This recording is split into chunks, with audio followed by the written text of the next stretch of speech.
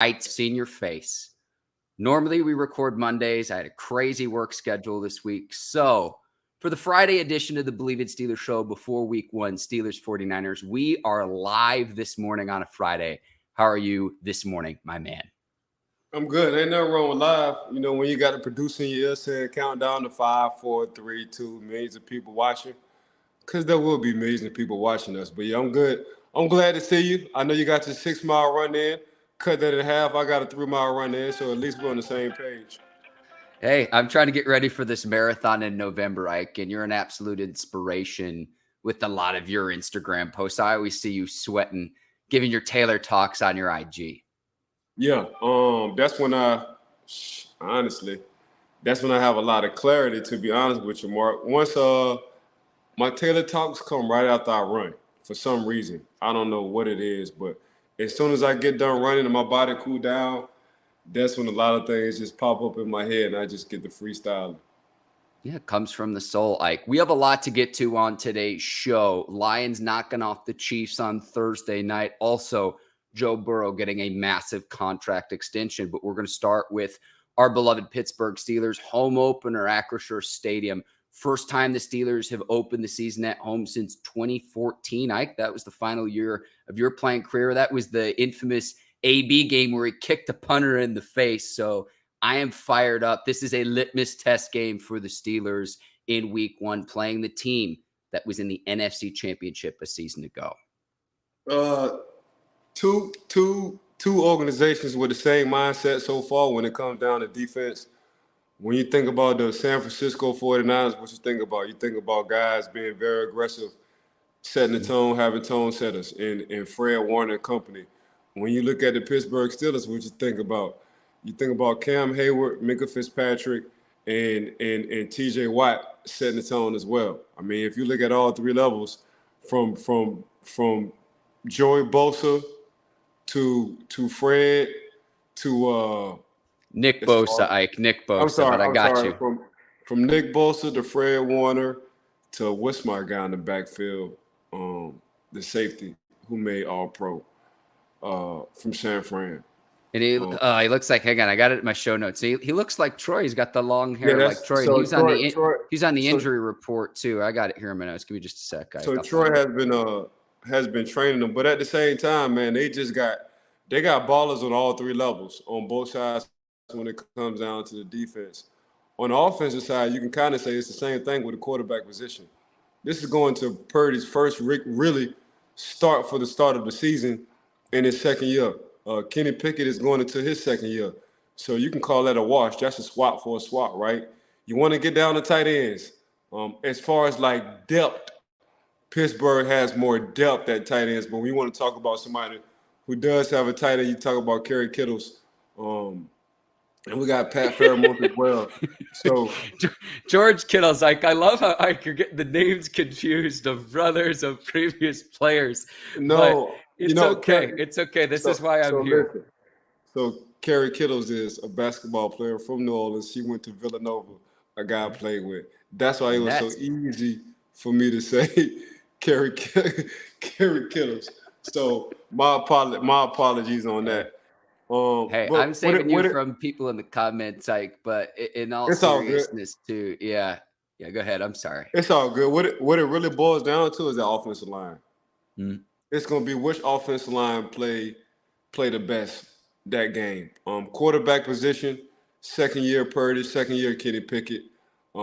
Kenny Pickett like his outside receivers, Purdy like his outside receivers as well. Running back position, San Fran might have one of the best running backs in the game in Christian McCaffrey. But our style is a Najee kind of style, a Jaylen Warren kind of style. So, like I say, in my mind, when it just boils down to everything, it's going to be which offensive line play the best. Ike, I think that's well said, and that's one of the matchups I'm looking at is Trent Williams versus Alex Highsmith. The safety you mentioned, Ike, and forgive my pronunciation errors. I have pronunciation dyslexia.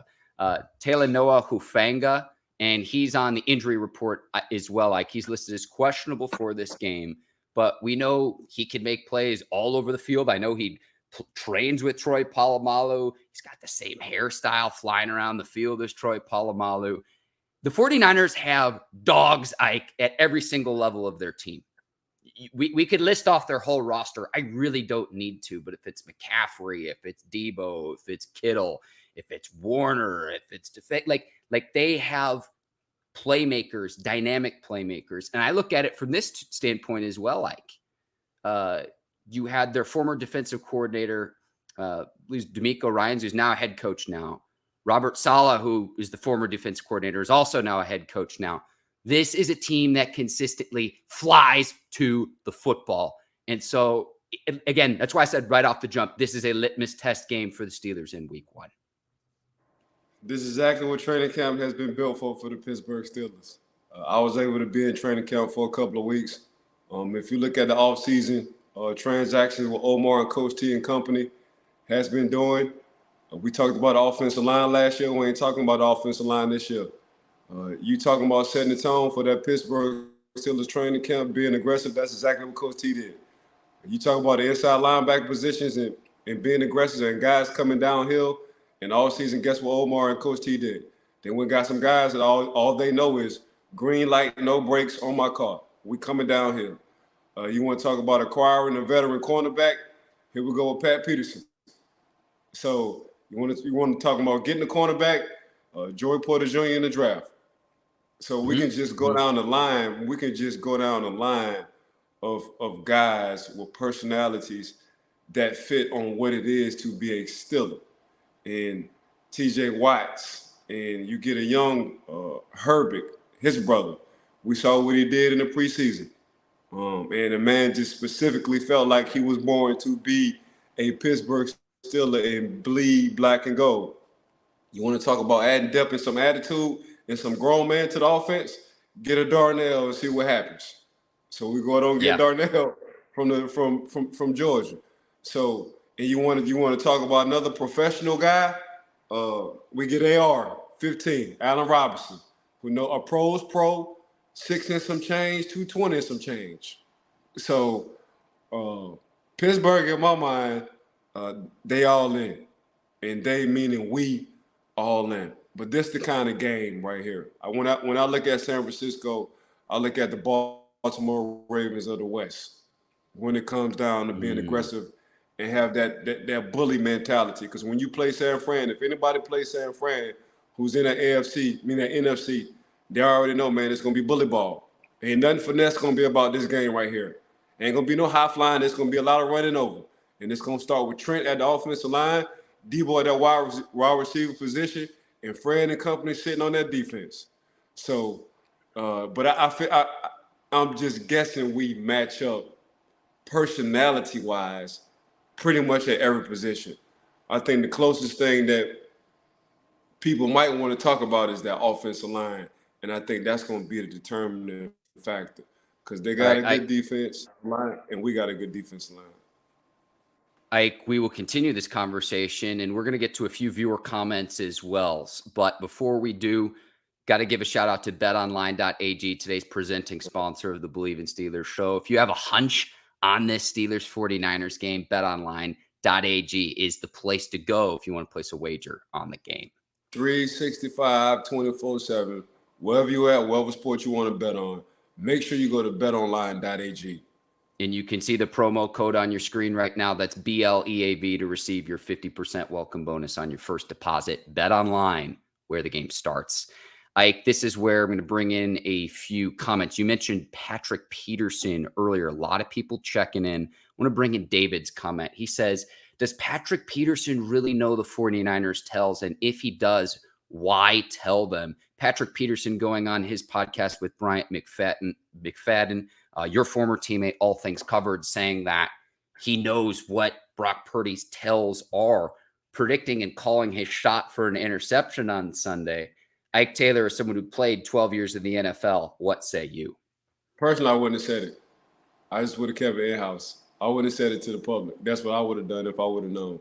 But Pat been playing in the NFC for a long time, his whole career. So he finally got over to the AFC right now. But yeah, if he say he knows some tells, that'll be a bonus for the Pittsburgh Steelers especially explaining to Coach T so Coach T can get everybody else prepared too as well. I can't fault Patrick Peterson in this regard. He's coming off a season where he had 6 interceptions, Ike. And he's been able to play any kind of style in his career. He's demonstrated the ability to play man-to-man coverage going into his 13th year. Last year for the Vikings, playing a lot more zone coverage, but adept at reading the tendencies of receivers and quarterbacks. So if he does have a tell, winning the turnover battle is going to be key in any football game, let alone against the physicality of a team like the 49ers. I just wouldn't have said it publicly. I just would have kept it in-house. That's all I'm saying. Yeah, and Ike, you always tell me about, and I wish I had known this back in my playing days in high school, when I've asked you about that of, okay, reading the tackles, where are they shifting their weight? Are there certain hand signals or something a quarterback does pre-snap? You always mentioned to me if a receiver tightens his gloves coming to the line of scrimmage, knowing that the ball might be coming in your direction in the receiver's way. Small things like that you can pick up on. Curious to see what Patrick Peterson's picked up in some of his film study in preparation of this game. Curious to see how all that shakes out on Sunday. A few other people checking in. Toy Soldier says speed and tackling is the biggest thing to me. And Ike, it's the explosive plays where I hope this offense can really take off. We saw it in the preseason with Kenny Pickett. 5 drives, 5 touchdowns. When we talked to Steelers color analyst Craig Wolfley, it was the explosive plays. That was the number one thing he had mentioned for this team having success in the 2023 season. Yeah, for me, it's never really about the speed unless it's like a Tyreek or a Gibbs that we saw last night from Detroit. For me, man, it's always football IQ and tackling aggressive. Because my football IQ gonna beat you wherever you need to go. So I can anticipate, and I'm already beat up. So you can have all the speed you want to. But if my football, the Luke Kuechly's, the guys who didn't have like amazing speed, but they already knew what you was gonna run, so they just ran to the area where you was gonna supposedly be at. So when it comes down to speed, it got to be a generational speed when it comes down to that. So I do understand that sometimes.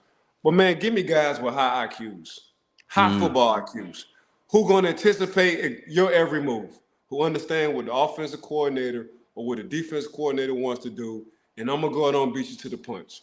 And then when I get there, it's gonna be aggressive tackling. So I get it. When it comes down to speed, I understand, and that's what a lot of people shoot for. But I'd rather take a guy with a high football IQ who gonna always play at the same speed, whether they're the first year or the 10th year, than a guy who's fast. And then when he gets to running a 4.3 to a 4.5, we're gonna say he lost his speed. Yeah, I just want to give a shout out to the people watching right now. Terry, James, Aaron, Jay, thank you for tuning in. Michael, a lot of people tuning in, and we appreciate that. It adds to our show. And if you have questions throughout the discussion, thank you to the questions from David. I thought it was a terrific question. It helps add and supplement this show. And this is why I wanted to go live today. I get in advance of this game is there's going to be questions that, we prep for the show and everything too, but questions that fans will have that they'll need answered. Ike, we talked a lot about the keys to the game. I think it's going to be the line play and specifically the offensive line play. I got a few other things I want to get to. From the Steelers standpoint, obviously stopping the skill position players, slowing them down. CMC, Kittle, Debo are as good as any 3 in the league. But I'm going to go to special teams really quickly. Presley Harvin III in the preseason was getting that coffin corner punt down to a T, something we haven't seen in previous seasons with him. So the special teams game, and then Chris Boswell's got to be better than he was a year ago. Now, I think the common denominator with that is last year, and then when Boswell struggled in 2018, he was dealing with injuries. And he had nagging injuries throughout the course of the season. You just look at the statistical production throughout a 17-game sample size at the end of the year, and that's why his percentages were down. But especially in a game like this when it's going to be tight, the spread's 2.5 points, Ike. You can't afford to miss field goals, especially from 50 yards and in. So special teams is another key for me, Ike. Yeah, field position going to be key. Percy going to be key. Bozzy going to be key. Making them go the long down, making them go the long way when it comes down to possessions. If you can translate fields and have San Fran try to go between 90 and 80 every time, you got action. You know, you like your percentages in your eyes. On the flip side, if you can have your defense have a lot of 3-and-outs, you're giving yourself an offense a short field. So that's going to be key for the Pittsburgh Steelers as well. And I agree, special teams is a hitting gem that people don't like to talk about. But when you ask coaches, they're always trying to find somebody who can help their team, especially on these special teams. Yes. Yes. And Ike, the return game for the Steelers too, Calvin Austin III, seeing him in that role, seeing him on the field, certainly exciting in the preseason. So I cannot wait to see what he can do with the ball in his hands in open space.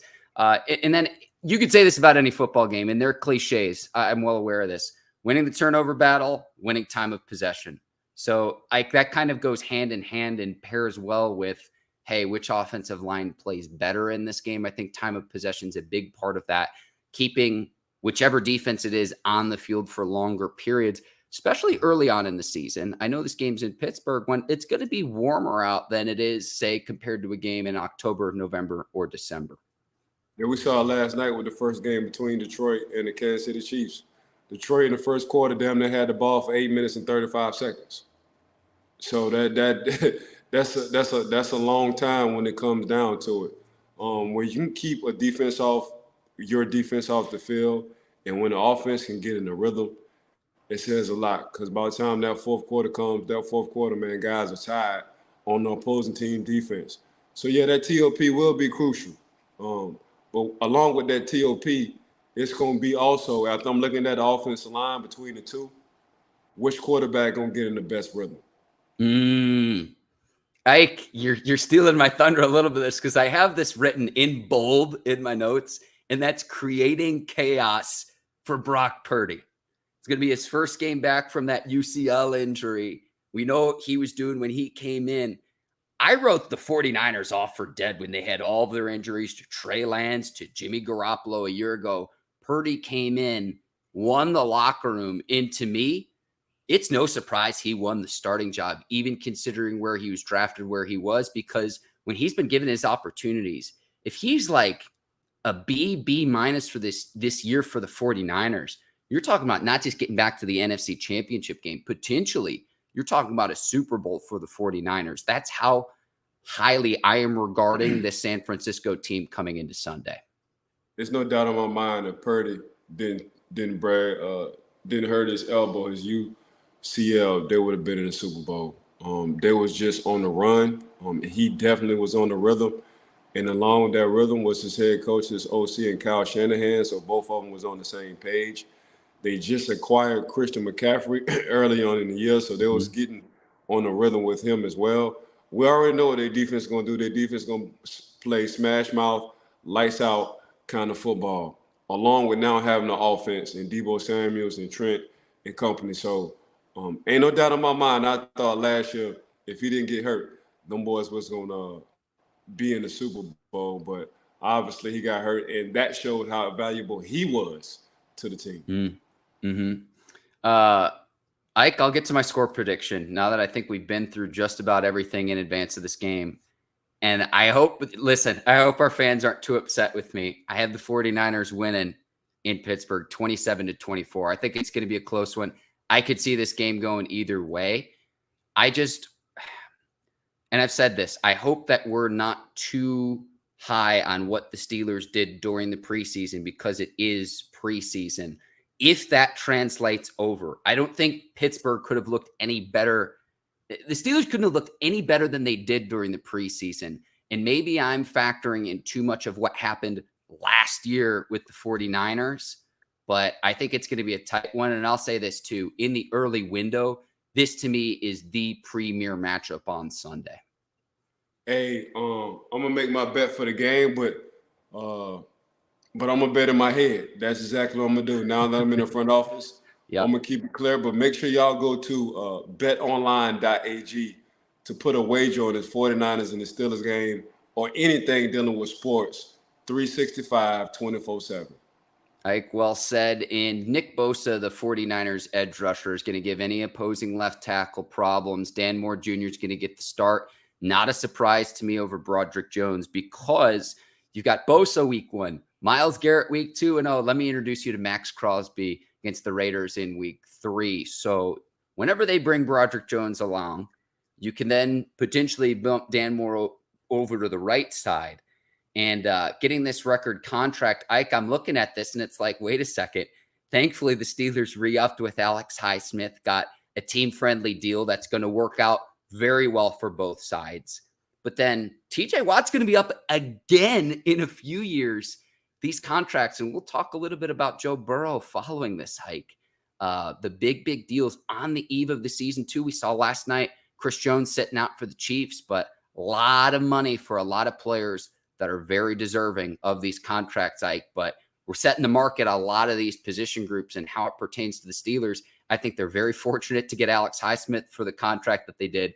And I'll say this too, if TJ Watt can stay healthy, he may very well be a bargain for what the Steelers signed him for a few seasons back. 5 for the 170. I'm talking about 170 million. That's what Nick got. Damn near over 130 guaranteed. That what Nick got.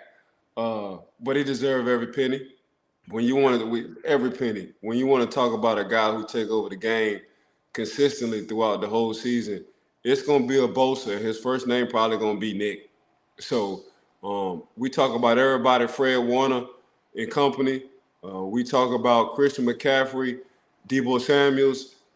This defense starts on the motor of Nick Bosa. This team rallies around Nick Bosa. The ta-da, I'm back in the building is Nick Bosa. And he deserved every penny. Yep. He deserved every penny. He just been Mr. Consistent when it came down just year in and year out, being one of the top guys in the NFL on the offense or defensive side. So congratulations to Nick.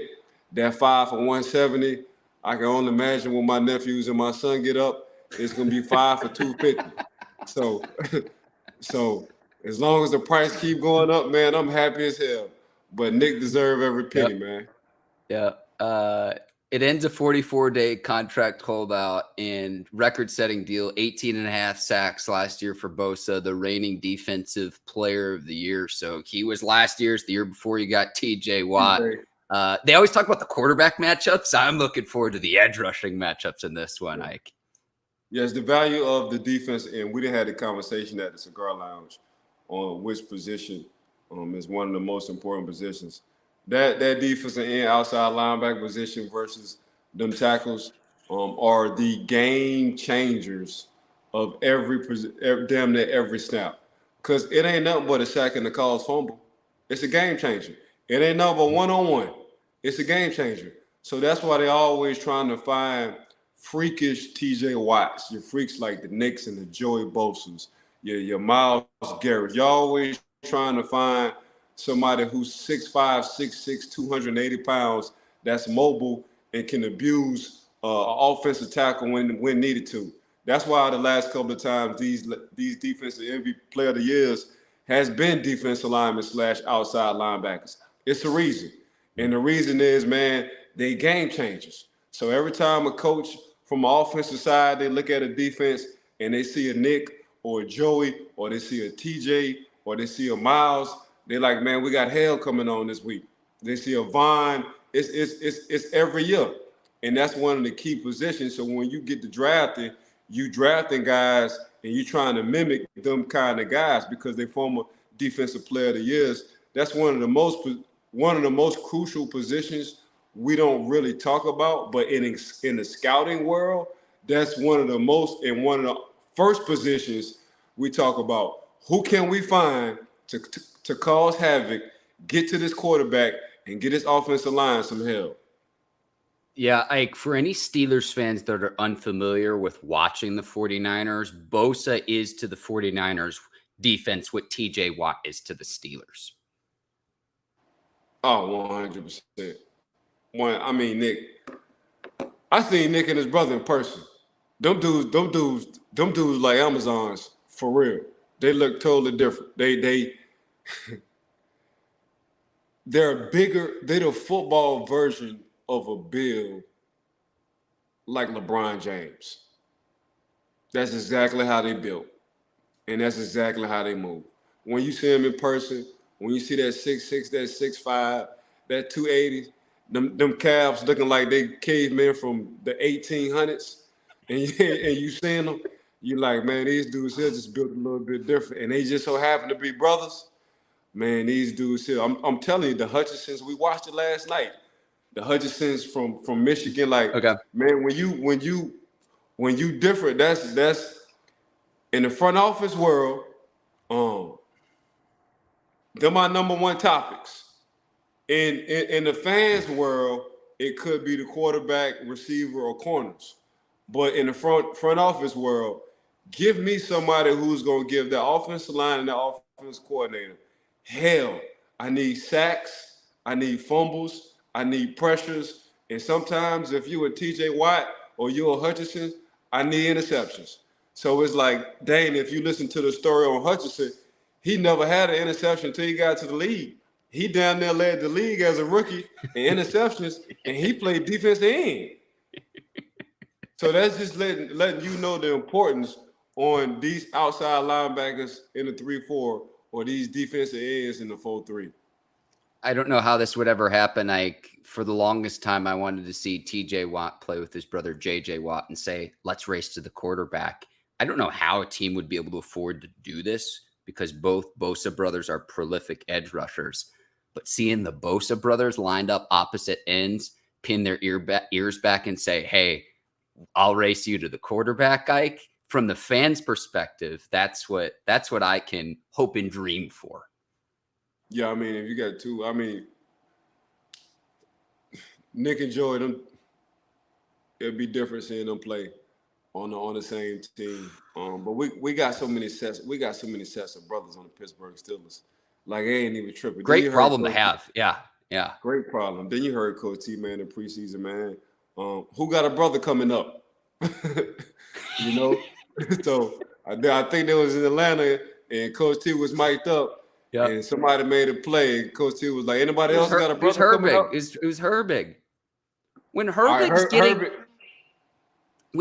is getting like notoriety from the NFL Twitter account and from Brian Ballinger, like that to me is a signal. I know it's preseason, but it's a signal that it's like this guy's doing something special off the edge. And then you throw the tape back on, it's the burst off the ball. It's his ability to be agile and to bend in ways defensive ends just shouldn't be able to move. And then if you want to take away the speed rush, the edge, he has a counter to go back inside to where you have to over pursue and create such leverage. It opens things back up if he wants to go inside. And by the way, too, let's not forget the silky spin move of Alex Highsmith, which I fully expect to see at least once or twice this Sunday against the 49ers. Like, if one of them's not getting it done for the Steelers, they have depth at that position now, which, listen, let's just transition into the Thursday night game, Mike, because I was texting you during the game with Hutchinson. The way he was coming off the ball really stuck out to me. But the Chiefs' right tackle, they mentioned this during the broadcast, Jawan Taylor, and I know he's new this year, that Chiefs have 2 new offensive tackles. He's lined up in the backfield almost on every play, and he was moving before the snap. I tweeted this out during the game, and they finally called a false start penalty on him, Mike. I don't want to see the refs take over the game. But I'm like, what would he have to do to draw an offsides penalty? And they finally called one, but he's doing that in anticipation of the havoc that Aiden Hutchinson causes off the edge. And this was a guy I stuck up for during the draft, Ike. It was just something that, again, I look at the tape, the size, the speed, the combination, the power, and I thought he was a true disruptor regardless of where he lined up last night. Not just against the opposing right tackle, they moved him inside as well. Hutchinson for the Lions is going to be a problem for years to come. Yeah, Taylor, but they was talking to the referee last night as well. As long as Taylor helmet is on the hip of that guard, he was good. It just looked at Aki, and what I mean by Aki, we wasn't familiar with that style of play and him anticipating. He was jumping like DN's outside linebackers jump, and you really can't do too much about it. Now they did call him one time, but he was doing that the whole game. I felt like Hutchinson had a better matchup on the guard instead of the tackle. Because he got all his pressures, he got his holding calls when he went up against the guard, not the tackle. It's going to be interesting to see what Aaron Glenn, the defensive coordinator, do for the Detroit Lions on using Hutchinson, whether he want to use him inside or outside. But you called it first coming out of Michigan. I wasn't that high on Hutchinson, Mark, and you definitely was high on Hutchinson, so you made that call. Clearly, you saw something that I didn't see. Well, he's going to be a stud, and we also really like Kayvon Thibodeau out of Oregon too, and I expect him to take a jump as well in year 2. I think both are going to be absolutely terrific for like the next decade plus. And I just can't believe we live in a world where the Lions beat the Chiefs, the defending Super Bowl champions. I know Chris Jones didn't play. I know Travis Kelce didn't play. I'll say this too. If I am Kadarius Toney, and we lost Ike, but we will get him back, get Ike back on. Ike, if I'm Kadarius Toney, I'm staying off social media today, and I might stay off social media for several weeks at a time. Tough game for him. 2 huge drops that really stuck out to me. I think he had 4 overall. The one on the Chiefs' final drive that would have put Kansas City into field goal position to take the lead, a spinning catch. It would have been a little bit tough. It wasn't a perfect pass. But the crossing route that the Lions had on a pick 6, I really don't think Patrick Mahomes could have delivered a better football. There were several other drops by other Chiefs receivers as well. It wasn't just Toney last night, but Toney's got to regroup moving forward, because when he does get the ball in his hands, we like what we've seen from him coming out of Florida. But last night was just an absolutely rough game for him specifically. Point being, though, it wasn't just him. There were several other drops by Chiefs receivers, and it's probably just not accustomed to being playing with a quarterback like Patrick Mahomes. Yeah, Kadarius Toney, just go ahead and get it out of the way. That's how we look at it as players, Mark. We're going to have a game. So go ahead and get that game out of the way. Let's move forward. It was just tough because when you have them kind of opportunities, that would have put, even after the 3 drops, that would have put probably KC in field goal range. Or close enough to field goal range. So we washed everything out. So you catch that pass, Wayne talking about the 3 drops, y'all kick a field goal, y'all win the ball game. Coach gonna quietly tell you, let's work on our hands. The news people ain't gonna be tripping, but now you drop it and we lose is something to talk about. So for KT, from my standpoint, you're gonna have a game. You had your game. You had the first game. You got it early. Go ahead and do what you need to do and ball out. Patrick Mahomes is all the way different. Oh, he's different. Let me jump in really quickly here. I don't think there's another quarterback in the league, in maybe not NFL history, where you got 3 timeouts, 2 minutes left, 4th and 25, and you say, we're going for it. And he gave his receiver an opportunity. And in that situation, Ike, we're talking about an NFL game, not the video game NFL Blitz. And they very nearly completed the first down on that play. When you want to talk about a quarterback head coach marriage, there's no better marriage than Andy Reid and Patrick Mahomes. And you just see it clearly. This is Andy Reid right now is riding Patrick Mahomes' coattail. Patrick, whatever you want to do, we doing it. Because when it was 3rd and 25, when the offensive lineman jumped off sides and they made it 3rd and 25, he just looked over, and when he said, give me the play, Andy Reid didn't hesitate to get that man to play. So when you see that as a quarterback, why would I want to mess up what my head coach going to let me do? He didn't give me the green light. So my head coach can trump me whenever he wants to.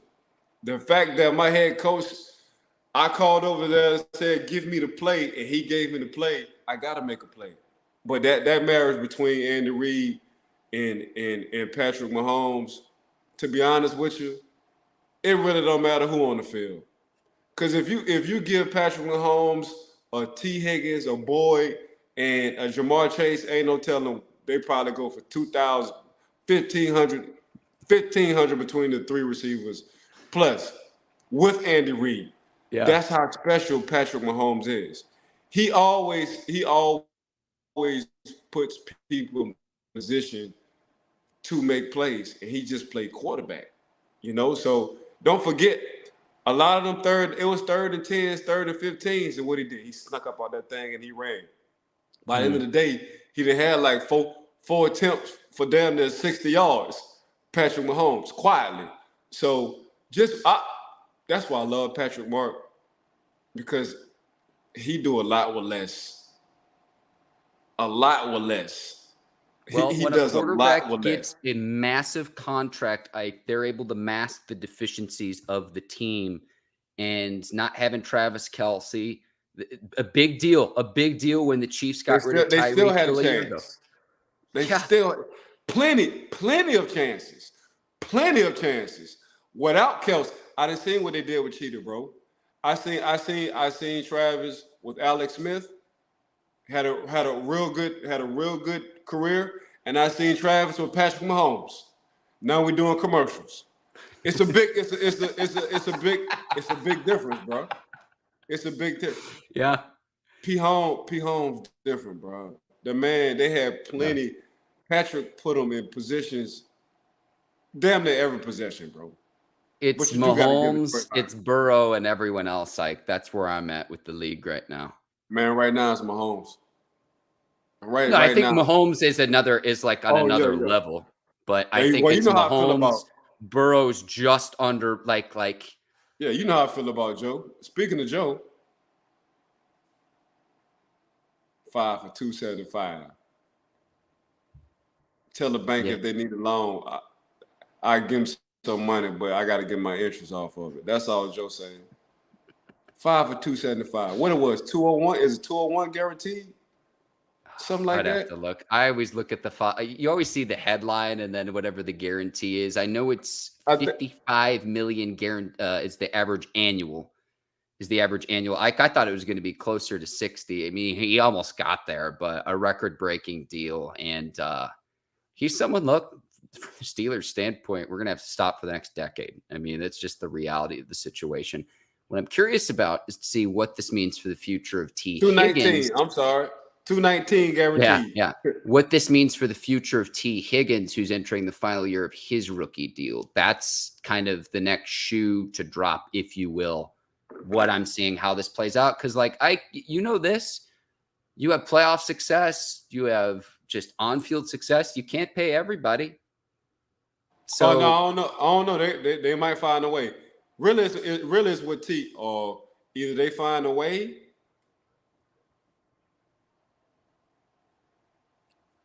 I mean, or T Higgins can go to KC next year. All right, Ike. All right, Ike. I'm marking this in my brain for when this comes to fruition. Psychic Ike Taylor out on the pod. I'm just throwing it out there. I like that. I'm just throwing it out there. Moore did good. Was it Moore number 24 last night for Sky KC? Moore? Sky Moore number 24. He a baller.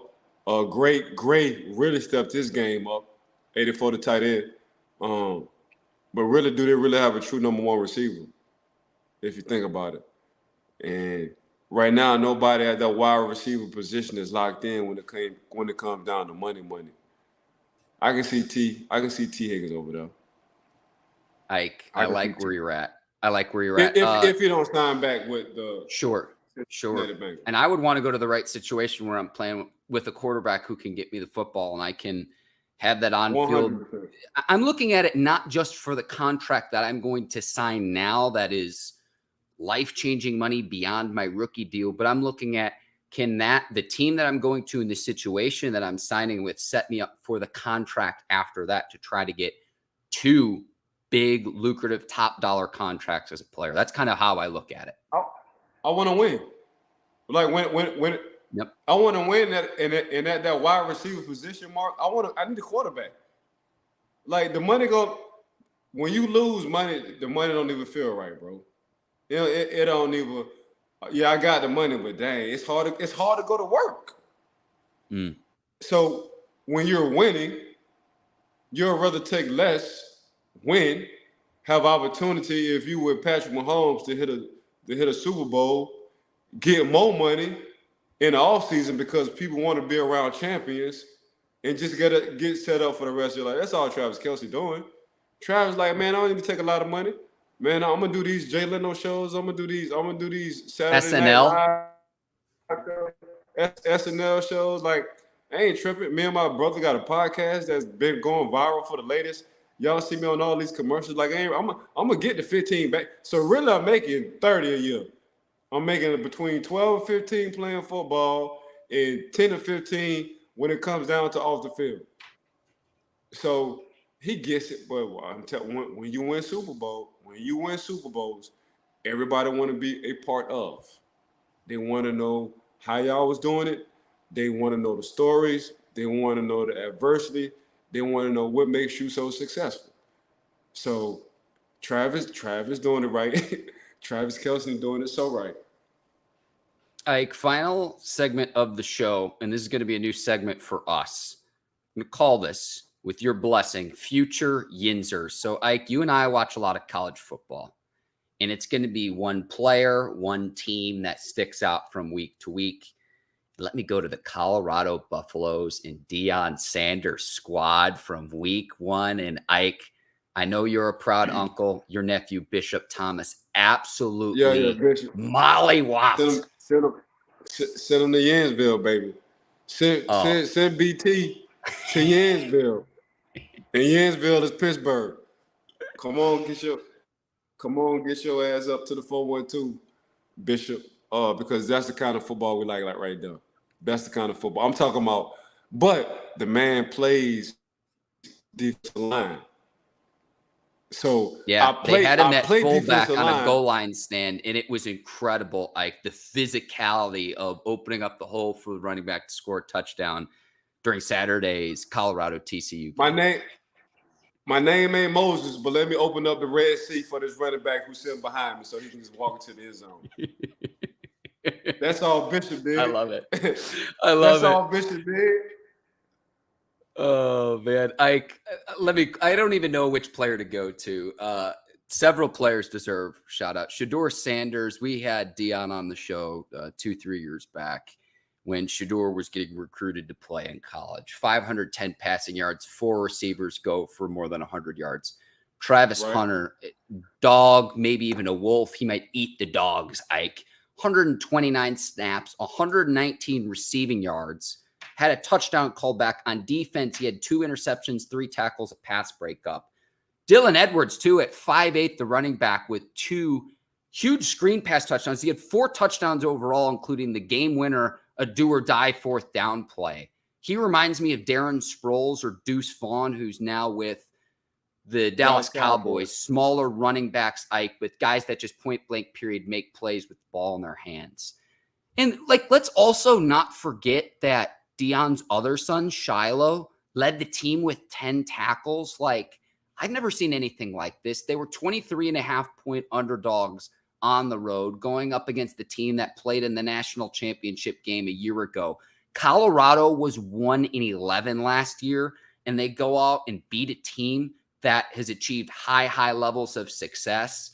Hats off. I cannot wait to see what Deion and company do for the remainder of the season. They got Nebraska this weekend, but a lot of players deserve praise and shout out along the offensive unit. But Shedeur Sanders, 510 passing yards. I've just never seen anything like what I watched last weekend on Fox, Colorado TCU. It was unbelievable.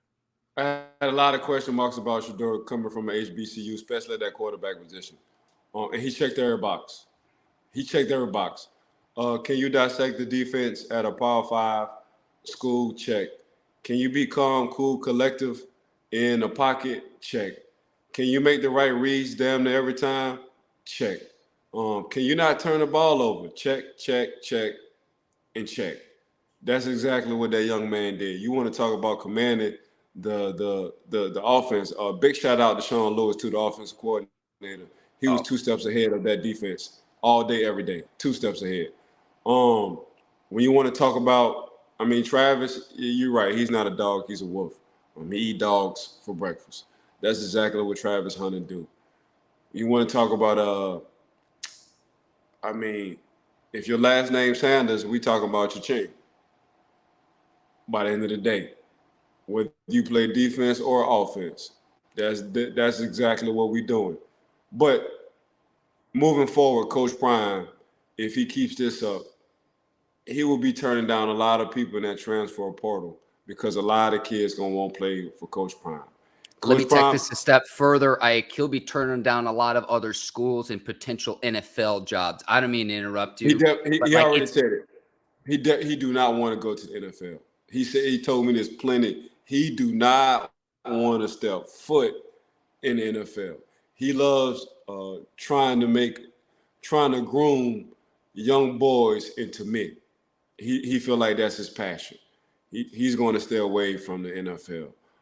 If the roster can hold 300 for the NCAA, Coach Prime will be the first because everybody in mama going to be trying to play for him. Like I say, I just think moving forward, we just got like a little appetizer on what he's about to do for the NCAA. But to have 68 transfer guys coming to that portal and to get them all on the same page in a couple of months and to have other teams and other good so-called head coaches who been in colleges for 3 or 4 years, who supposedly understand the culture. For Coach Prime to get them kids to buy into him in a couple of months, 68 different players. Man, you know how impressive, how important that is. That's all we looked at as players. Like Prime, they got 68 dudes to come in, not know each other, all get on the same page with a whole brand new coaching staff, go into a hostile environment, be 23-point underdogs, and put up record-breaking yards, 510 yards. Four different receivers with 100 yards. Come on, man. Video game-like stats, Ike. Come on, man. I Bleav. The quote he had after the game was an all-timer when he was talking about Travis Hunter playing 129 snaps in like 110-degree Texas heat. And he goes, we're going to put a hot tub on the plane for him. Like, it was like right then and there. I'm like, I'm in. If I have time on Saturdays and they're on, I'm watching. First of all, that was a good game between TCU and Colorado. That you couldn't script or start a football season on a Saturday no better than that game. You couldn't at all. Second of all, it was the win. Them boys, they runner-ups. Them boys was runner-ups in the national championship, TCU. So the expectations for Colorado was slim to none. But I know we got to close out. Yep. Major shout out to everybody who tuned in and listening to Mark and Now. Mark, we gotta start going live. Miss Teresa, hey Mark, we gotta start going live more than people. That's what them people want. We gotta give it to them. Thank you, lifelong fan 07. Appreciate the compliment. Yes. We have a lot of great comments in today's show, Ike, and your boy's going to be at the NC State Notre Dame game this weekend, Ike, in Raleigh, North Carolina. I cannot wait to see two players. I will be there. Joe Alt along the offensive line for Notre Dame at the left tackle position is going to be one of the top linemen we scout in the 2024 draft. And Ike, this Notre Dame defensive back, Ben Morrison, coming off an All-American freshman season. I think he had like 6 interceptions last year. Those are the two players I'm going to keep my eye on. I know Sam Hartman, the Wake Forest transfer at quarterback, but I'm looking at Joe Alt, looking at Morrison, the DB for Notre Dame. I cannot wait. Saturday noon kickoff, Carter Finley Stadium, Raleigh, North Carolina. Your boy will be there. Well, I think this future Yinzer segment, I think we're going to keep it, Ike. Let's do it, man. No question. Ike, you're the absolute best. I want to thank you, the Bleav Network, today's presenting sponsor, betonline.ag. Check them out this NFL season. Week 1 is here. Ike, I'm going to be going live probably on Sunday after Steelers 49ers again. So keep it here on the Bleav in Steelers show. Ike, I want to thank you too. You're the absolute best. We have now surpassed 3,000 YouTube subscribers. We're going to keep this thing rolling here on Bleav in Steelers. Man, appreciate you. I want to thank everybody for tuning in and checking Mark and I on the Bleav in Steelers podcast. Mark, I want to thank you for just, your hard work and doing what you're doing. Got to thank betonline.ag for rocking with us, sponsoring us, been with us since day one. Appreciate y'all. Make sure y'all give us a 5-star rating on Apple, YouTube, Spotify. Come check us out. This is what we're going to do. We're going to start going live more whenever Mark's schedule permits, because I know he's busy with work. So whenever he got an opportunity, this is what we're going to do, Mark. But again, I want to thank everybody for just tuning in, listening to Mark and I on Bleav in Steelers podcast. For Ike Taylor, I'm Mark Bergin. Thanks for watching Bleav in Steelers. Enjoy Steelers 49ers. See you next time. Take care. So long, everybody. Peace.